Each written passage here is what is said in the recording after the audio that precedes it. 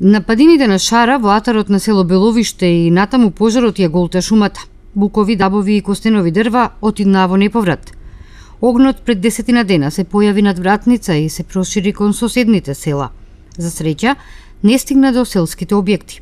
Според градоначалникот на Јегуновци, Тони Коцески, огнот е локализиран, но во текот на денот со раст на температурите доаѓа до разгорување на жариштата кои тлеат.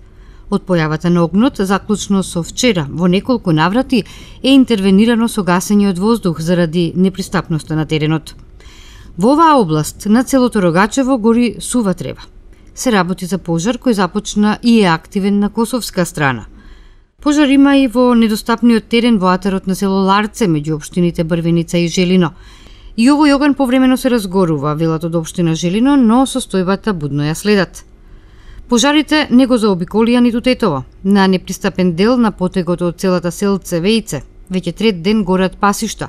Во сите пожари покрај местното население активни се и вработените во шумското стопанство Лешница и Дирекцијата за заштита и спасување.